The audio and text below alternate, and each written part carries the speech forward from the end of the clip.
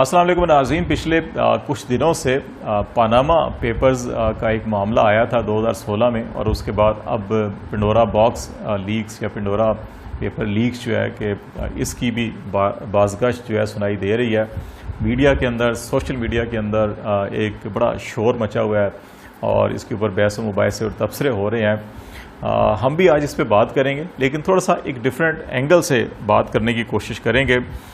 Media میں، social media میں ساری توانائیاں جو ہیں وہ اس پہ خرچ کی جا رہی ہیں کہ اس کے اندر جو ہے وہ پی ٹی آئی کے وزراء کے نام ہے، موجودہ حکومت کے وزراء کے نام ہے، ان سے استعفے لیے جائیں، ان کے خلاف اسی طرح کی کارروائی کی جائے جس طرح سے پاناما پیپرز آنے کے بعد نواز شریف صاحب کے خلاف کی گئی تھی۔ اور جو پی ٹی آئی کی صفوں کے اندر لوگ موجود ہیں وہ اس کے اندر جو ہے نہ صرف نون لیگ سے یا مخالفین سے وابستہ جو افراد ہیں ان کے اوپر بھی سنگین الزامات عائد کر رہے ہیں، بلکہ وہ پرانے پاناما پیپرز کے حوالوں سے بھی نکال کر الزام تراشی کی جا رہی ہے۔ اور پھر نواز شریف فیملی یا اسحاق ڈار صاحب کی جو فیملی ہے، سارے کے سارے جو ملک سے باہر بیٹھے ہوئے ہیں، پاکستان نہیں آ رہے، تو ان کے ان تمام حوالوں کا تذکرہ کیا جا رہا ہے۔ اور پھر ایک دوسرے کو محب وطن بھی اور غدار بھی اور ملک دشمن بھی اور کرپٹ بھی اور طرح طرح کے نام دیے جا رہے ہیں۔ ہم اس بحث میں نہیں پڑیں گے، ہم یہ دیکھیں گے کہ یہ جو معاملات ہوتے ہیں، اس قسم کی جو رپورٹس آتی ہیں، اس قسم کا جو ڈیٹا شیئر ہوتا ہے، اس کا محرکات کیا ہوتے ہیں، اس کی وجوہات کیا ہوتی ہیں، اور پھر ترقی پذیر ممالک، بالخصوص پاکستان جیسے ترقی پذیر ممالک جہاں پہ کرپشن کا حجم بھی بہت زیادہ ہے، جہاں پہ کرپشن کو ایک سمبل سٹیٹس بھی سمجھا جاتا ہے، یہاں پہ جس کے یہاں زیادہ مال و دولت ہو، جس کے یہاں زیادہ جو ہے کہ آسائش اور فراوانی ہو اس قسم کے ساز و سامان کی، تو اس کو معاشرے میں عزت بھی زیادہ دی جاتی ہے۔ اور پھر جو تمام ہنر جانتا ہو مال بنانے کے، اس کو بھی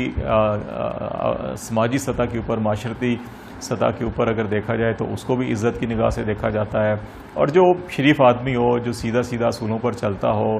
رشوت، کرپشن اور مال و زر کے پیچھے نہ بھاگتا ہو، تو اس کو اکثر لوگ بے وقوف یا پاگل کہتے ہیں ہمارے معاشرے میں۔ تو ایسے معاشروں کے اندر اس قسم کی رپورٹس کا آنا، اور پھر ان رپورٹس پہ کیا جو تحقیقاتی ادارے ہیں یا تفتیشی ادارے ہیں وہ کوئی کارروائی کرتے ہیں یا نہیں کرتے، یا محض اس کو ایک جو ایلیٹ کلاس ہے جو ہمیشہ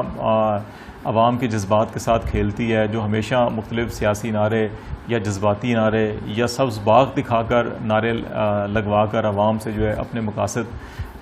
کا حصول کرتی ہے، کیا یہ ان کے لیے ایک نئی سیاست کا، بیان بازی کا یا تفریح طبع کا سامان ہے، یا واقعی اس کے اندر ایسی چیزیں ہیں کہ جس سے تحقیقاتی اداروں کو مواد لے کر جو ہے کارروائی کرنی چاہیے۔ پاناما پیپر آیا تو اس کے اندر 2016 میں تقریباً 11.5 ملین ڈاکومنٹس، مطلب 1.15 کروڑ ڈاکومنٹس تھے، اس دستاویزات جو تھیں وہ ساری کی ساری لیکس ہوئی تھیں، ان میں تھی۔ اور یہ کوئی تقریباً 21,44,000 21.5 لاکھ افراد سے متعلق جو ہے ان کا فائنینشیل یہ ڈیٹا تھا جو پبلکلی سامنے آیا۔ اس میں جو پاکستانی شامل تھے، اس وقت بھی بے شمار ریٹائرڈ جج، پولیٹیشنز، میڈیا ہاؤسز کے مالکان، بیوروکریٹس، اور جو ریٹائرڈ ججز ہیں وہ تھے، ریٹائرڈ جنرلز تھے، اور بزنس مین، ایک بڑا تعداد بزنس مین کی بھی تھی جن کی آف شور کمپنیاں تھیں، اور انہوں نے پاکستان سے اچھا خاصا مال جو ہے بیرون ممالک منتقل کیا ہوتا ہے، وہاں پہ یہ چلا رہے تھے۔ لیکن اس وقت بھی اس کے اوپر زیادہ توجہ نہیں دی گئی۔ اس وقت پی ٹی آئی اپوزیشن میں تھی، عمران خان اپوزیشن میں تھے، انہوں نے بہت شور شرابہ کیا، اور اس کے بعد پاناما کے پیپر کیس جو ہے وہ سپریم کورٹ تک پہنچا، جے آئی ٹی بنی، جے آئی ٹی نے اس کی تفتیش کی، تحقیق کی، بہت سے شواہد سامنے لے کر آئے، اس کے نتیجے میں پھر پوری ایک کارروائی ہوئی، اور پھر نواز شریف صاحب کو نااہل قرار دیا گیا اور سزا دی گئی، اور پھر وہ حکومت سے ان کو ہاتھ دھونے پڑے، اور پھر وہ جیل گئے، اور جیل سے پھر وہ بیماری کے علاج کے لیے جو ہے برطانیہ گئے، اور اب برطانیہ کی ہو کر رہ گئے ہیں۔ واپس آنے کے حوالے سے متضاد ان کی خبریں چلتی رہتی ہیں۔ پھر صرف ایک بڑا وہ کیس جس کے اوپر کارروائی ہوئی، باقی تمام کے اوپر نہ کسی نے بعد میں بات کی، نہ کسی نے کوئی معاملہ اٹھایا، اور اب تک جو ہے کہ اس کی جو بازگشت ہے وہ ایک سیاسی انتقام یا نظام عدل کے اوپر یا نظام احتساب یا نظام تحقیق کے اوپر جو سوالات ہیں وہ اس حوالے سے اٹھائے جاتے ہیں۔ ابھی یہ پنڈورا پیپرز کا جو معاملہ سامنے آیا اس میں بھی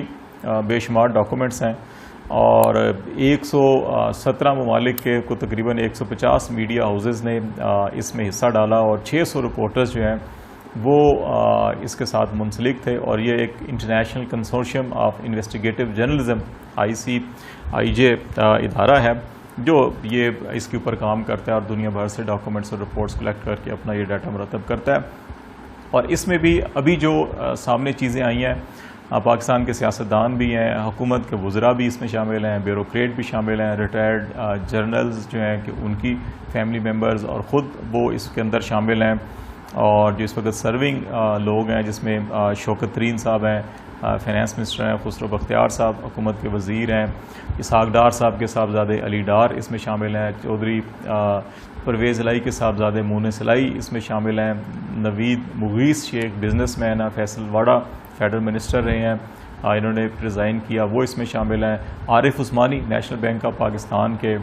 یہ اس کے اندر شامل ہیں، اور پھر بشیر داؤد بزنس مین ہیں، شرجیل میمن پاکستان پیپلز پارٹی سے ان کا تعلق ہے، یہ اس میں شامل ہیں، اور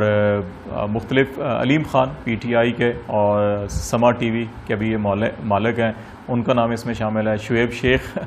بول TV کے مالک وہ اس میں شامل ہیں، وقار مسعود جو معاون خصوصی اور ہر دور حکومت میں سیکرٹری فائنانس رہے، ان کے بیٹے عبداللہ مسعود، شہناز سجاد جنرل علی قلی خان کی ہمشیرہ، اور زورا تنویر جنرل تنویر طاہر ریٹائرڈ ہیں، یہ ان کی اہلیہ ہیں، اور علی جہانگیر صدیقی جو USA میں پاکستان کے ایمبیسڈر ایٹ لارج ابھی ہیں، پہلے بھی ایمبیسڈر رہے۔ ان کے علاوہ ایئر مارشل عباس خٹک کے صاحبزادے عمر خٹک اور عاد خٹک جو ہیں وہ ان میں شامل ہے، احسن لطیف جو جنرل خالد مقبول چیئرمین نیب بھی رہے ہیں، ان کے داماد،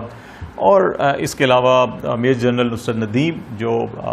ISI کے اندر کاؤنٹر ٹیررزم کا جو ڈپارٹمنٹ ہے اس کے سربراہ رہے ہیں، اور جنرل شفاعت اللہ یہ بھی ریٹائرڈ، اور پرویز مشرف کے جب وہ جنرل تھے چیف ایگزیکٹو تھے ملک کے، ان کے یہ ملٹری سیکرٹری ہوا کرتے، تو اس قسم کے نام ہیں۔ تو کیا یہ جو سارے معاملات آئے ہیں تو کیا ابھی ان کے خلاف جو ہے کہ نیب FIA اور اسی طرح سے کارروائی ہوگی جس طرح سے 2016 میں ہوئی تھی؟ یہ ایک بڑا سوال ہے۔ پرائم منسٹر عمران خان نے اگرچہ ایک اسپیشل سیل قائم کیا اور کہا کہ ان تمام ڈاکومنٹس کا رپورٹس کا جائزہ لیا جائے اور اس کے اندر یہ دیکھا جائے کہ جن جن لوگوں کی یہ کمپنیاں ہیں وہ اللیگل ہیں، لیگل ہیں، اور اللیگل ہیں تو کیا کارروائی کی جا سکتی ہے، اس والے سے رپورٹ مرتب کی جائے تو رپورٹ کی جائے گی۔ جو آف شور کمپنیاں ہوتی ہیں یہ بڑا سمپل ہے، دو معاملات ہوتے ہیں، کچھ لیگلز کمپنی ہوتی ہیں اور کچھ اللیگلز ہوتی ہیں۔ اللیگلز بھی کہہ لیں اس معنوں میں ہے کہ اگر آپ وہاں پہ رکھے ہوئے پیسے کی جسٹیفیکیشن نہ دے سکیں کہ یہ پیسہ کہاں سے آیا، کیسے کمایا، تو وہ اللیگل تصور ہوگا۔ ادروائز اگر آپ کی بیرون ملک آف شور جو کمپنی رجسٹرڈ ہے، جو بزنس کر رہی ہے اور وہ لیگل بزنس ہے اور اس کے جو ارننگ ذرائع ہیں، سورس آف انکم ہے، وہ تمام جسٹیفائی کر رہے ہیں، منی ٹریل کمپلیٹ ہے، تو پھر وہ اللیگل نہیں ہوتی بلکہ وہ لیگل بزنس ہوتا ہے۔ اور دنیا کے اندر یہ تمام جیسے پاکستان کے اندر بے شمار انٹرنیشنل کمپنیز بیرون ممالک کی کمپنیز کام کر رہی ہیں، اسی طرح پاکستان کے بے شمار لوگ ہیں جن کی کمپنیز جو ہیں بیرون ممالک میں رجسٹر ہیں اور کام کر رہی ہیں۔ لیکن اصل معاملہ جو ہوتا ہے وہ یہ ہوتا ہے کہ یہ آف شور کمپنیز جو ٹیکس چوری کے معاملات کے اندر استعمال کرنا چاہ رہے ہوں لوگ یا ٹیکس بچانا چاہ رہے ہوں، تو وہ پھر ایسے ممالک میں ڈھونڈتے ہیں جہاں پر ٹیکس کی شرح زیرو ہو یا کم سے کم ہو، تو وہاں پر یہ آف شور کمپنی بناتے ہیں۔ وہ کمپنیاں بزنس جو ہے دیگر ممالک میں کر رہی ہوتی ہیں لیکن ان کا ریٹرن جو ہے وہاں جمع ہو رہے ہوتے ہیں، تو اس لیے وہ ٹیکس وہ بچاتے ہیں اور اس کا وہ فائدہ اٹھاتے ہیں۔ اور اس کے ساتھ ساتھ جو ہے کہ یہ کمپنیاں یہ بھی کرتی ہیں کہ عموماً ٹیکس بچانے کے لیے جو کمپنیز کے اندر جو ڈائریکٹرز ہیں وہ عموماً ایک ہی فیملیز کے ڈائریکٹرز ہوتے ہیں، تو وہ اپنی تنخواہ تو کم رکھتے ہیں جو کم ٹیکس جمع ہو رہا ہوتا ہے، لیکن اپنے تمام ایکسپینڈیچر جو ہوتے ہیں ان کے گھر کے، گاڑیوں کے، لباس کے، لانڈری کے، ہر چیز کے جو ایکسپینڈیچر ہیں وہ کمپنی کے ساتھ منسلک کر دیتے ہیں پیکیج کے ساتھ، تو وہ سارے اخراجات وہاں شو ہو رہے ہوتے ہیں، تو ادھر جو ہے کہ وہ جو پیسہ آ رہا ہوتا ہے ان کی سیلریز کا وہ ساری آلموسٹ سیونگ ہوتی ہے، تو اس طرح سے بھی ٹیکس چوری کی جاتی ہے۔ تو یہ معاملات جو ہے بظاہر لگتا یہ ہے کہ یہ صرف ایک اشرافیہ ہے جو اس کے لیے تو یہ سامان ہوگا اپوزیشن جو ہے وہ حکومت پر الزام لگائے گی، حکومت جو ہے اپوزیشن پر الزام لگا جائے گی، لیکن جو اصل معاملات ہیں، جو ملکی تعمیر و ترقی کے معاملات ہوتے ہیں، جن کے اوپر ملک کو آگے جانا ہوتا ہے، جہاں عوام کے جو اصل مسائل ہیں ان کے اوپر اتنی شد و مد سے اور اتنی زور و شور کے اوپر جو ہے بحث نہیں ہوتی. جو اصل آبجیکٹیوٹی کے ساتھ بات ہونی چاہیے میڈیا کے اندر، سوشل میڈیا کے اندر، وہ چیزیں پیچھے رہ جاتی ہیں اور یہ معاملات جو ہیں زیادہ ڈومینیٹ کر جاتے ہیں. الزام تراشی کا کلچر آتا ہے، گالم گلوچ کا کلچر آتا ہے، اور پھر چند ماہ بعد ایک نیا کوئی اسکینڈل آتا ہے اور اس کے اوپر بحث و مباحثے چلتے رہتے ہیں. لیکن عملی طور کے اوپر دیکھا جائے تو بہت اقدامات کم ہوتے ہیں. میرا خیال ہے کہ میڈیا کو بھی یہ دیکھنا ہو کہ کن معاملات کو زیادہ سپیس دینی چاہیے اور کن کو نہیں، اور پھر حکومتوں کو بھی دیکھنا چاہیے کہ ان کے اندر اگر اتنا کچھ سٹف ہے تو ان کے اوپر اگین